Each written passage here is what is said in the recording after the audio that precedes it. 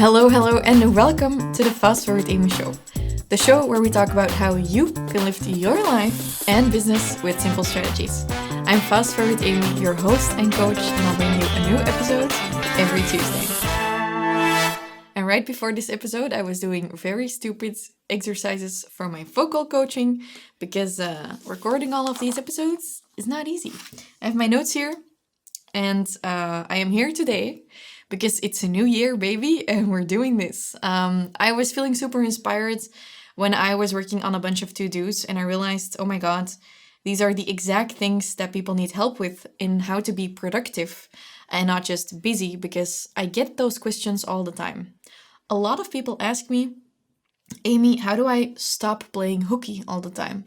How do I stop the fact that sometimes I'm super stressed, but I'm also procrastinating, and then I end up on the couch watching Netflix all day and my work just keeps piling up. So I thought it would be a great idea to create a new 2021 episode on how you can be productive, on which daily routines you can create for yourself. So Happy New Year! Welcome to the Fast Forward Amy Show. This is a bonus episode that I'm bringing to you to make sure that we can make this year a really big success together.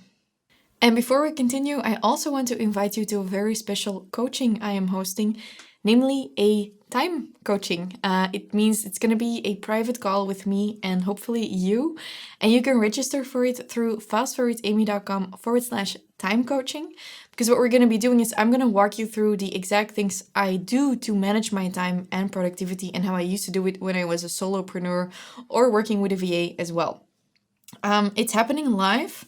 It's not going to be a typical webinar with slides and a pitch and everything. I am going to be inviting you to my Business Freedom Elevator because we are opening the doors soon, and I'll give you all of the details in that training. But the training is going to be very relaxed, and I'm just going to literally walk you through the stuff I think you can benefit from and the Excel sheets and all of the things to manage your time better. So if you want in, make sure you grab a seat. The system has, I don't know exactly how it works, but it has a limit on how many people can attend live. So we'll put a stop on it. So go to fastforwardamy.com/time coaching to grab your seat and to attend live. And that training is going to be in Dutch, by the way. Okay. I just prepared a bunch of tips. I don't know how long this is going to take me. I also just wrote these tips down, so I hope you like them. The first thing I want to talk about with you to help you to stop playing hooky is, well, we should discuss why you are playing hooky. I remember for me, I used to crash every Friday. Every Friday afternoon, I would crash. I'd want to emotional eat a bunch of stuff, and I was just so exhausted. But then I thought, well, I had this afternoon off. Why can't I be productive now? Or why am I now feeling the need to crash so hard? And it was because I was always overworked. I was always overwhelmed. So that when I gave myself even the tiniest permission to then not do anything, or I just felt like procrastinating, I would crash really hard because I was always overstressed. And the first thing that we need to fix is, if you're feeling like you're never getting anything done, you're always overworked, we need to get you from that negative space to just the neutral space. So that means we need to look at your self-care, and I'm mainly managing the time and energy that's going towards your stress or your work or whatever. And we're doing that by looking at your self-care. So self-care is a much used word. You can use it as an excuse to go shopping. You can use it as an excuse to light some candles, to buy yourself some golden pens, to buy new sex toys. I don't know what you want to do self-care-wise, bath bombs. It's all great, all on the same line. But you can also do things that don't cost you any money. And self-care means taking care of yourself and really, you know how they say, you can't pour from an empty cup. I know this, and I'm the first person to tell you I also struggle with this immensely, but you really can't pour from an empty cup. So you need to make sure you fill your teacup, but also fill the whole pot. And also make sure that your cup is not broken and that there's just not tea seeping out of it the entire time. Get what I'm saying? You might recognize this because the energy in the tea is leaking out from you at work, at home, with your family, your friends. So we are fixing that, work-wise at least, in this episode. You might think this is a crazy idea, but I suggest that you actually choose a start and an end time for your workdays. Especially when you are working from home or when the entire world has been in a pandemic and you are always at home, it might feel like you wake up, you roll out of bed, and all of a sudden you're working. Or maybe you're still reading your emails when you're in bed, or you're making your kids breakfast and you're already on your computer as well. By the way, I've been guilty of all of these, except for the emails. I don't even have my email on my phone. Haven't had it for a long time. Highly recommend it. My whole prerogative is that if you don't have the time and space to answer it or to do anything with it, make sure it doesn't come in. So the only notifications I have on my phone are payment notifications for things that are automated. So I only get notifications from payments, from online courses and everything, where all of that is automated, and I know I don't need to jump from the couch and go do something. I get a notification when someone calls me, but almost no one has my number. But Instagram, emails, customer service, none of those things enter the notifications on my phone. So I was saying we need a start and an end point for your day. Let's give this a try. What time do you really want to start work? What time are you really ready to start working and ready that when you open it up, you can actually do something with all of those items?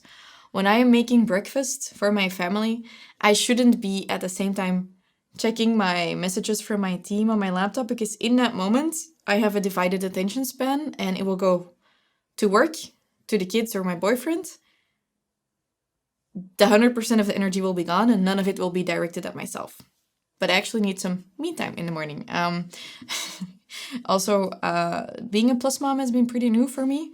And I thought if I would get up early, I could get a little bit of reading time and coffee by myself.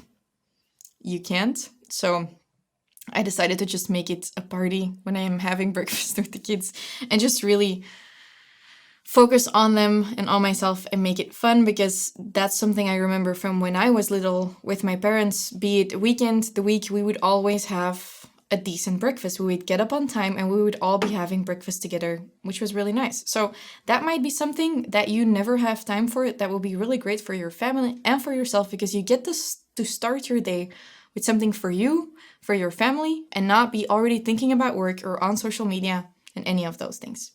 What time do you start work? 9, 8, 10, 11, 12? You can choose. I mean, unless you have a boss who doesn't let you choose. But let's say on average 9 or 10 could work. I like to start at 10. If I'm being honest, has that been true lately? No. But I could tell my team I'm starting at 10. I could tell them from 10 onwards I'm available. They actually know I am mostly in the mornings. I don't like having meetings. And I forgot about that for a while. And we were doing the meetings in the morning. And then I got grumpy and everyone was tired. So we changed it around. Self-care wise, it wasn't good for me. And I was doing that for other people because I wanted to help them. But I was pushing back the meetings, or pushing them earlier and earlier for myself. And it ended up with me working out at 8, then looking like a bum at 9, and at 9:30 being my first meeting back to back with my next meeting at 10:30. And it wasn't good for me. I wasn't dressed. I wasn't ready to tackle the day. I needed some more space for myself. So now I'm still doing the workouts at 8, but I'm waking up earlier so that I can actually have breakfast. So my boyfriend's alarm clock is at like 6:40. So we wake up, and at 7 I go downstairs, and then with the kids or without the kids, have breakfast, and then I go and work out, and then I have a shower and everything. And by 10, I am ready to open up my phone and my computer.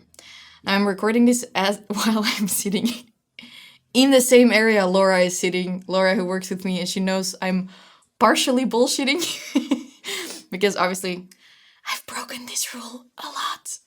But if I actually decide what my start and end point of my day is, fun, I can tell the kids, I can tell my boyfriend, I can tell my team, I can even put it in my calendar. No meetings will be scheduled sooner than that, no meetings will be scheduled later than that, and it works. For myself, it also means I've been doing a ton of lives and coachings at 6 p.m. But then that means at 7 p.m. I finish. I also know, like, my parents love to invite us over for dinner sometimes at a really late point in the day. And when I finish at 7, I am one like hyped up bunny. I need some time to calm down, but my boyfriend gets home at 5 and the kids get home at 5. So finish at 7. I'm a little bit annoying for half an hour.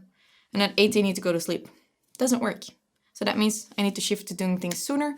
So I have decided I'll be doing most of my lives and coaching calls during the day because my start and end time is 10 to 6. I am going to be sticking to that in 2021. Now you know, you can hold me accountable. I'm already thinking I probably have stuff scheduled that's not in these lines, but at least I can stick to this 80% of the time, and 80-20 is our best friend. So that was a long way of explaining my first point, but really I want to ask you, what is your start and end time? Pick it and commit to it, and then stick to it, okay? If you're listening right now, take a screenshot, share this to your stories. I'm showing up for you on January 1st, so please share this to your stories. Take a photo or a screenshot and say it. Okay, my start and end time of my workday is, for example, 10 to 6. What is it? Tell me, let me know. And then it would be really nice if you could start your day by doing something for yourself. Because remember, we're filling up the cup, then we want to fill up the pot or the tea kettle. I don't know how to say this. So you want to do something for you first. For me, that could mean going for a swim in the morning. I love swimming in the morning, although it always takes me 5 minutes before I get in the pool because it's cold. It could be that you read.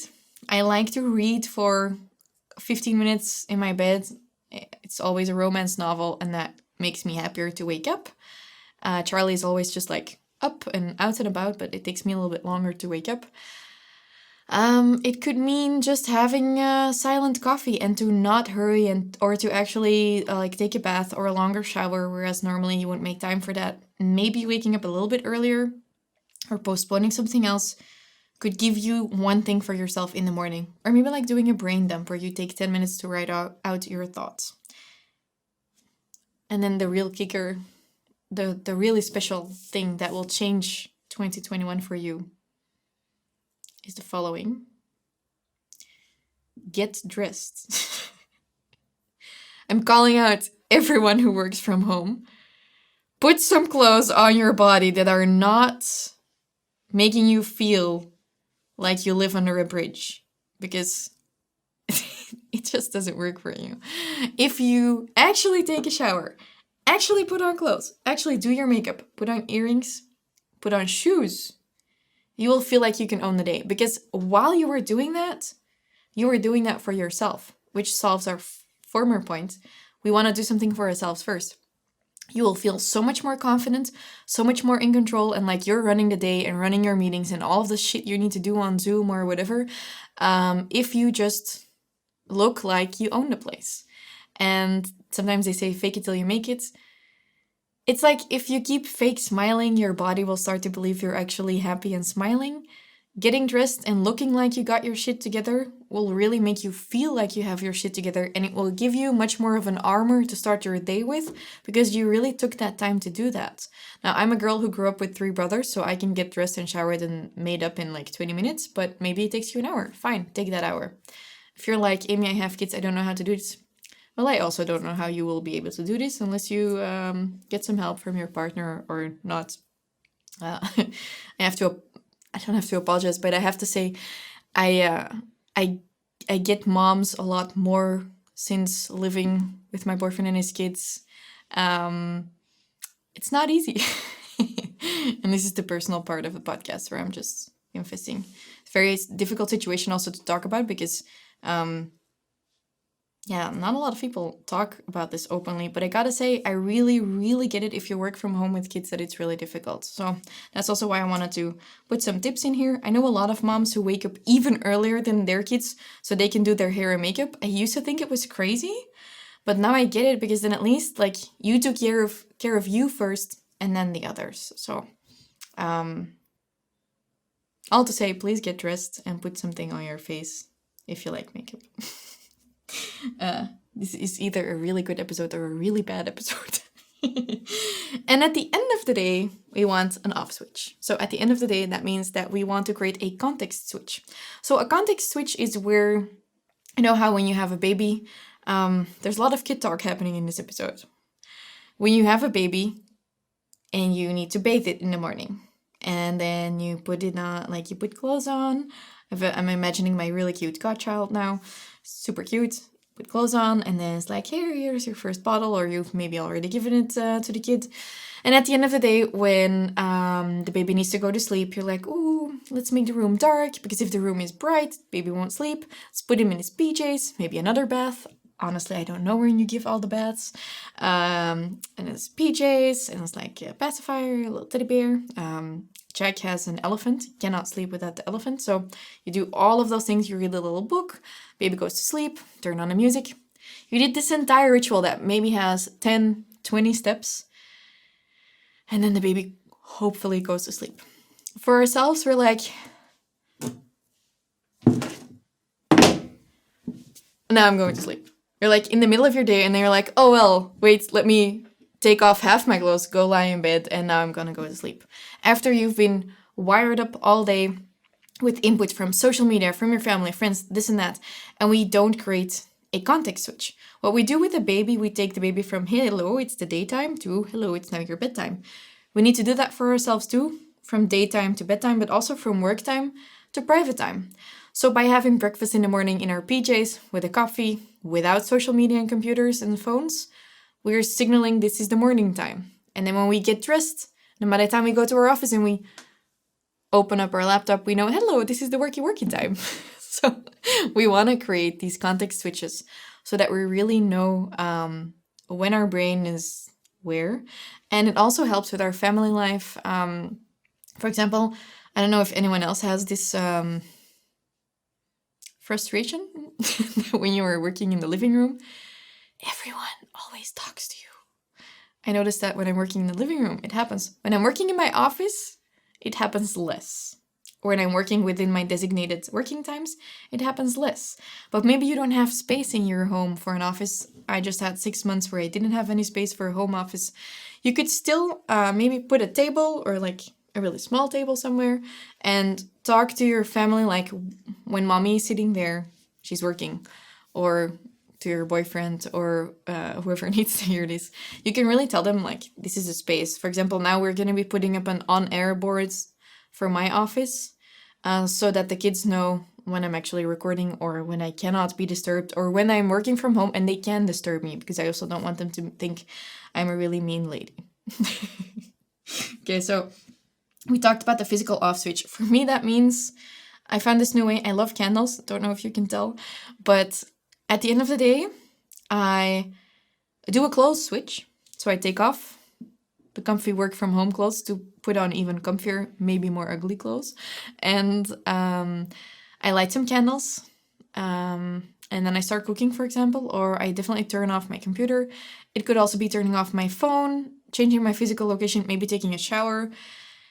It could also be, for example, when I go to bed, I always wash my hands and feet. That helps me tell my body like it's the end of the day, washing it off, because your hands, feet, and your head take up the most impact in your environment often. So a context switch, very important, and creating a workspace, also important, even when you have really, really, really a small room. I don't know, go to IKEA or look it up online and see what they do with their tiny 45 square meter houses. They have a bunch of solutions for a bunch of stuff. So I'm always really amazed when I'm at IKEA or somewhere else and they show you what they can do with a small space. I've always hoped I would turn into someone who had that insight, but I don't have it. So I had to buy a bigger house because I couldn't do it.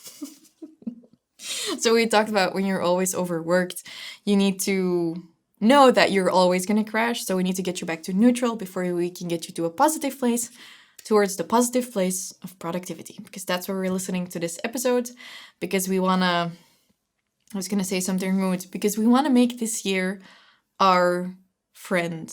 That's what we want to do. Start your day with a plan. That's my next tip. So this is what I was talking about yesterday, or thinking about when I was prepping this episode. I was like, what goes wrong is people start working without being rude. I'm not judging anyone. You open up your laptop and bam, all of the notifications flood in. And sometimes it's like an addiction. And they tell you that the social media notifications, apparently, what is it? Serotonin? Dopamine? Laura is sitting right there, just looking at me. It's very distracting for me, but I'm doing it.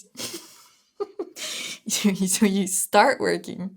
You open up your laptop and it's like, Amy, Amy. And sometimes, so we use Voxer and Slack for our team.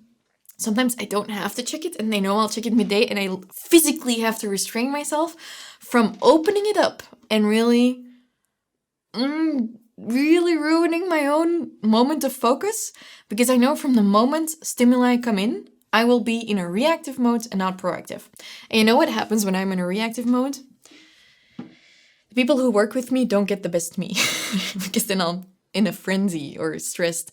When I get to work and when I can start with a cup of coffee, maybe a candle, although security experts tell me it's not a good idea. And I start with like, what does my day have today? Let me make a list of priorities. When I start it like that, by the time I get to my first meeting or by the time I open up the notifications, I'm like, oh, well, everything I was thinking about already has a space. So start with a plan and give everything a spot that you need to do. All of your priorities have a priorities list. I know Laura has like a top 3 priorities for the week on her homepage in Notion, what we use for our time management. Give everything a spot. So maybe you can color code your calendar. I run 2 businesses, so I have different color codes for things I need to do and create, for things we do with the team, for things the other team does, stuff like that. Work with team days. We do all of our team meetings on Mondays. And then the other business, we do the team meetings on Tuesdays. Coaching is always on Wednesdays or Thursdays. I'll probably even change that back to always being on Thursdays. Batch stuff together. Don't just let the day run you.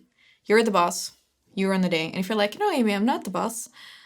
I don't have my own company. You're the boss of your life. So run the day.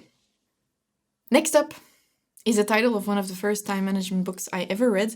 I didn't think it was a great book, but the title says it all. It's Eat the Frog.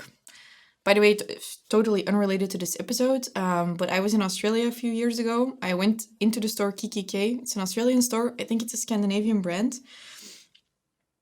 I bought the book there. It's like a little tiny blue book. KKK is one of the most beautiful stores I've ever been to. If you love notebooks or if you love anything, it's like stationery, books, notes, lists. It's an amazing store. You should really Google it. I have nothing to do with that store. I just really love it. And maybe someday the owner of KKK will see this and she will think, Amy, I support you. So, eat the frog. You gotta do the important stuff instead of always only doing the urgent stuff. So if you know the Eisenhower Matrix is something I teach in my time management systems.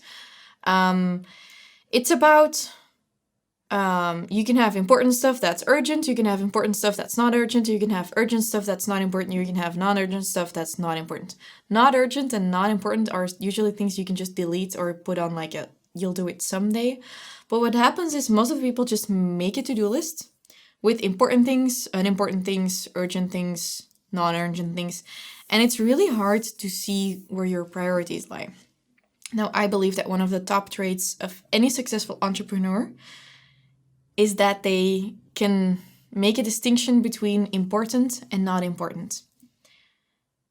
Or see the difference between what's urgent and important. And what I want you to do is when you have a lot of stuff to do, to really look at it and to really look at what is going to move the needle and what is going to happen anyways. And I'll make you a little bit of a, how do I say this? I'll paint you a picture. It's like in your calendar, you need to put things that are really important and that you will forget to do if you don't put them in there. But you don't always have to put shower and eat in your calendar. Although you can, but it's like, I just mean like this. When you start smelling, you will notice and you will take a shower.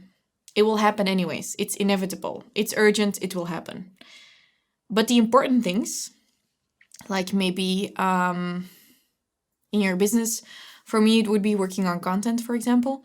If I keep just only focusing on all of the other stuff that needs to happen anyways, I'll forget to do the things that really propel me forward, like scheduling in a podcast recording day.